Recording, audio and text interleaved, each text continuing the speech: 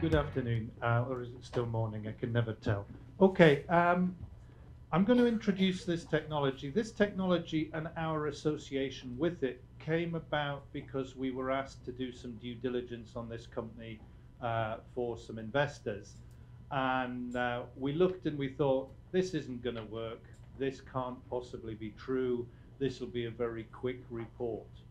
But actually, the more we dug into what this company has achieved and what the potential of this technology is, the more we wanted to be involved. So the reason that Rafael cannot be here today is that the company is actually undertaking very large-scale tests in impermeable igneous rock right now. They've already tested this technology in oil and gas wells, and what is it? It is the ability to create fracture flow paths without a hydraulic fracture fleet. We are simply going to be using electrical discharge to effectively burn and break a flow path through the rock. And that gives us a number of benefits. First of all, we keep hearing about seismicity issues related to hydraulic fracturing. We've not just got the seismicity of the actual frac itself, we've got the very large risk of exciting or inducing secondary seismicity as those fluids are potentially forced into existing fractures that have stress on them, and that stress is suddenly relieved. So there are a number of high-profile projects around the world that have been shut down because of their induced seismicity, and they are currently waiting for regulatory approval to recommence operations. But this technique, because there is no injection of fluid associated with it, has the very real potential of being operable in areas where seismic regulation is extremely tight. So where is this technology applicable? We've already done tests. I say we because I like to be associated with the success of this company. In reality, I'm just a hanger-on to their success. Legacy Energy, they've already done a field test in Oman at full scale in oil and gas wells. Very successful test. Obviously, we want to be talking about geothermal energy and its applicability here in Taiwan. We've already mentioned this idea of not having induced seismicity. But what's one of the other constraints that we have here in Taiwan? How many frac trucks do you have in Taiwan right now? I can count 0. You don't have the capacity on the island right now to affect EGS on any scale because you don't have the equipment. You're looking at importing a huge amount of equipment to start doing EGS projects.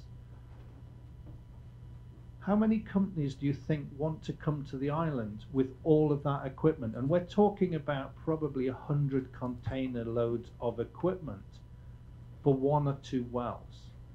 We're not realistically going to attract any company to come to the island until we have a critical volume of EGS. And that potentially restricts our development. It slows our development because till we prove the technology, till we prove EGS here in Taiwan, nobody's going to want to invest. So without proving it, we can't get the investment. But we can't prove it because we can't give the companies that do the frac operations enough wells to make it worthwhile bringing all of that equipment to the island. So it's really a critical technology if we want to start to develop EGS. The other thing that we have here is we've got limited area for development. Have you ever seen a frac fleet arrive at a rig site? You need a very large surface area. There are a lot of trucks, there's a lot of pipe work. And then we've got the water resource. We're going to be using millions and millions of cubic meters of water for a traditional hydraulic frac. And what do we do with that water when we get it back? When we've finished the frac job, where does the water go? We have to treat it because it's been injected into the ground and it is now contaminated. So we've got lots of limiting factors here in Taiwan for assuming that we can go to EGS. I genuinely firmly believe that that's the right direction of travel, but we're going to be inhibited if we don't find a solution to how do we create these artificial flow paths without having a hydraulic frac fleet on the island. I understand that you have no surface expression of mineralogy of critical minerals here on the island, but you have volcanism, you have zones of alteration. So it's reasonable to assume that there are deposits of critical minerals available associated with the volcanism. Okay? But we can't access them because they are too deep. It's not possible using typical excavative extraction techniques to actually access those minerals if they exist in the ground. And there is a lot of interest in a new technique called non-excavative extraction. This technique involves drilling 2 wells or a sequence of wells, creating flow paths between those wells with fracturing, and circulating a fluid through those fractures that contains a leaching agent that preferentially scours and dissolves the minerals that we are looking from the ground. So that's from the mining industry, that's non-excavative extraction. It sounds very much like an EGS well to me. So actually combining those 2 techniques and having your EGS wells also targeting mineral extraction, if we have a sufficiently good geological model, that is. I will twitch a little bit as we say geological hydrogen. This technique's also applicable for geological hydrogen. The reason that I twitch, I'm being a little bit facetious, is that I think that this is a balloon. This is a bubble of investment. I'm not really convinced by the people selling geological hydrogen as a way forward. I am a very cynical person, and it will take me a lot of convincing to get me to buy into geological hydrogen as a way forward. So what do we do in electrical reservoir stimulation? We've got here our injection well and we've got our production well. We are going to lower electrodes into the injection and production well, and we're going to create a very, very large potential difference between those 2 electrodes. Basically what we do is we take a very large capacitor bank, we charge up that capacitor bank and we discharge it very, very short interval. That discharge of energy basically has to go somewhere, and it basically burns and fractures its way through the rock. But just to step back a bit to give you an idea of what we're looking at in terms of a typical fracture job with a frac fleet. These are individual frac trucks, and I think if we count carefully, there's something like 35 fracture trucks, and then we've got all of the piping, control systems, control cabins. But look at the size of the reserve water tanks that are required to effect that frac job. And then you've got to import the proppants. You're going to be importing very large volumes of proppant to go into that fracture and hold it open once we've actually mechanically separated the rock. The other problem with hydraulic fracturing is that we've got to understand the geomechanics, and thank you for the talk on geomechanics, very, very important, and something that I tell all of our clients. You can't drill, and you shouldn't drill without a really good understanding of the geomechanics, and that's from the drilling perspective. When we come to production, and particularly for EGS, we need to place the wells in such a direction that the fractures grow and join the two wells together. And the fractures in hydraulic fracturing will open the fracture against the minimum stress direction. So whatever we do, we're constrained in our well placement by the requirement to understand the minimum stress direction, and we can only design wells that allow the fractures to propagate in that direction. So we have a high cost. I've already mentioned we have no equipment in order to do that. We have a high water use, and we have the constraints of the geomechanics in situ stresses.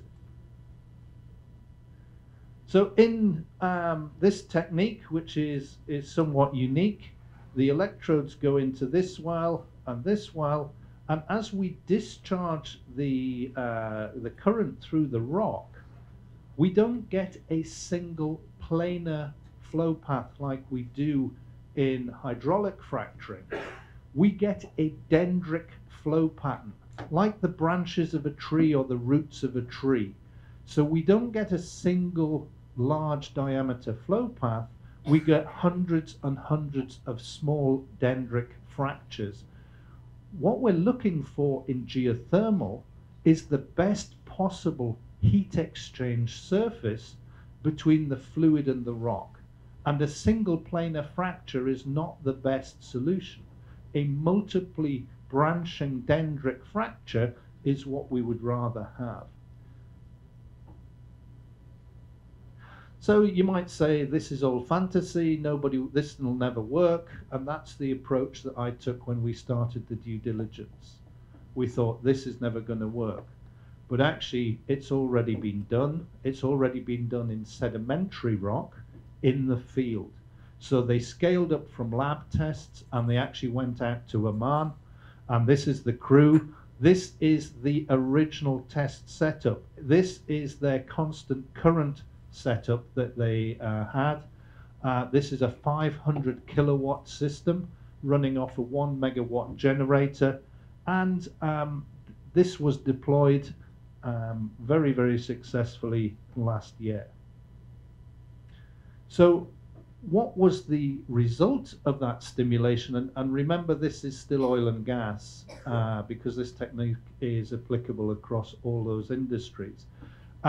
The numerical simulations were actually somewhat pessimistic. And I always like that in a model, when a model is slightly more pessimistic than reality. I always like to have better results rather than worse results. And I can't remember who said, you know, all models are wrong, but some models are useful. It's absolutely the truth. These guys, after the single, and remember, this is a test. This is a test. This isn't a commercial operation.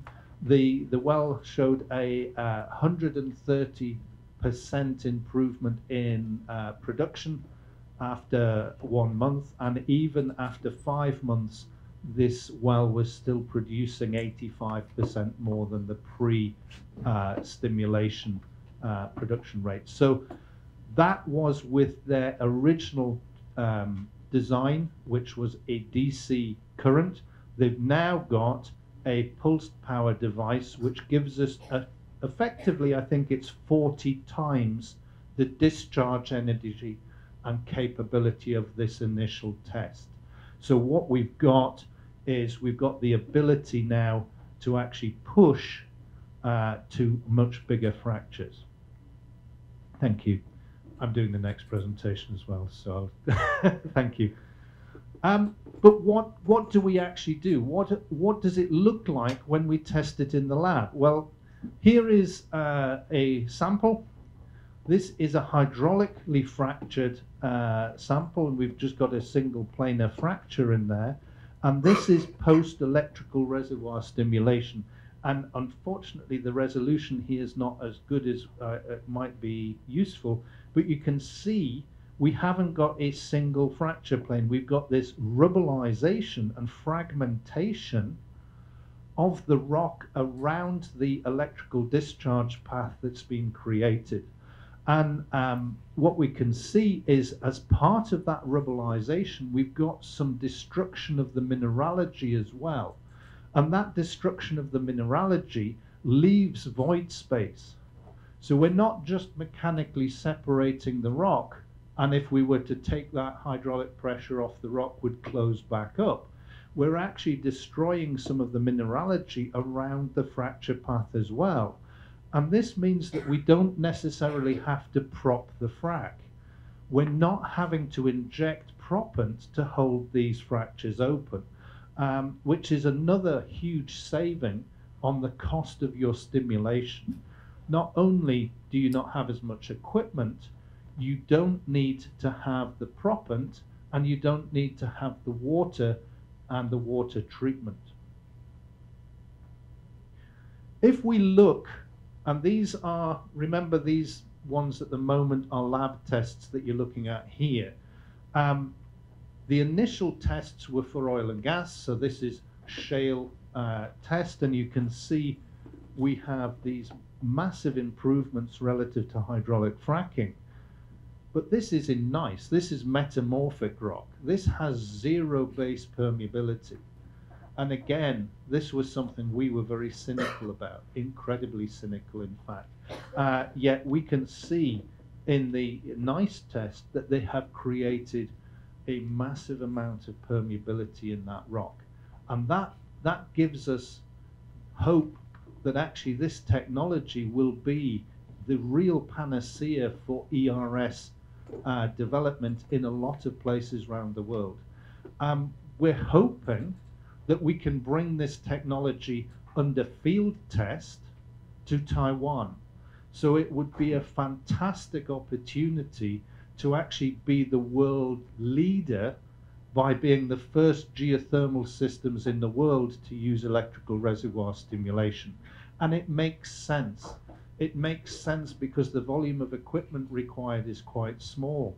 You could become the world leaders in this technology.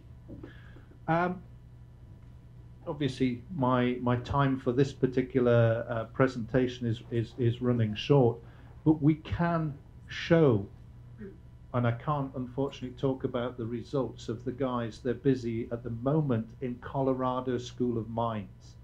What they've done is they've taken the pillars between mined out adits, and they're actually going to do a stimulation of the pillars that are left in the mine.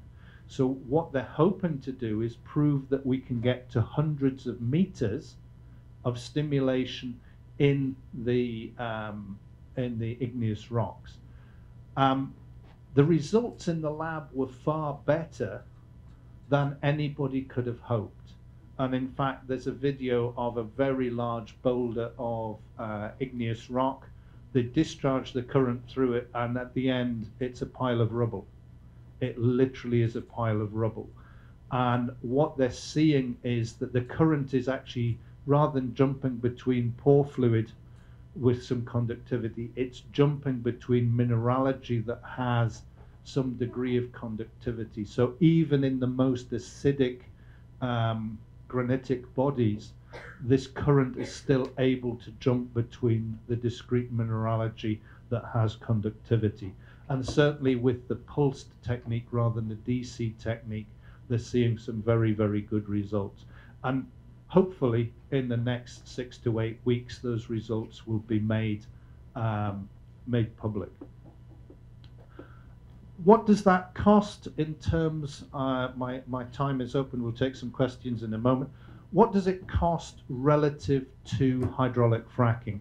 And please bear with me, these are kind of indicative costs. I'm not going to price a job on this at the moment. But you're typically looking, for example, in Fervo, you're looking between 4 and 6 million per well for stimulation. A comparative cost for electrical reservoir stimulation would be in the region of $2 million. So that's a considerable saving in the capital investment required to get your EGS system operational. I have to be quite careful because I actually have involvement with Terra Thermo as well. Terra Thermo, a German EGS development, they're drilling down to 5 kilometers, and they are going to put a number of EGS pairs in, or triplets in, stimulate them with electrical reservoir stimulation. Hopefully that will start happening in 2027. Unfortunately, because the geothermal gradient we're talking about there is 27 to 30 degrees per kilometer, the drilling costs are going to be considerably higher than they would be here in Taiwan. I'm going to flip through the chart on geological hydrogen because it makes me worry. This is the team. They have 14 PhDs in their team. They're a very, very clever bunch of people. But what's more important for me, they're a very, very nice bunch of people to work with. They're very honest, very straightforward. If something's not going to work, they'll tell you it's not going to work. They're not trying to sell snake oil here. They have achieved a huge amount with very small amounts of investment. So I have to take my hat off to them. I started off as a cynic, and I'm absolutely a convert to what they're trying to achieve now, because if it works, it will be revolutionary for geothermal. Okay, thank you.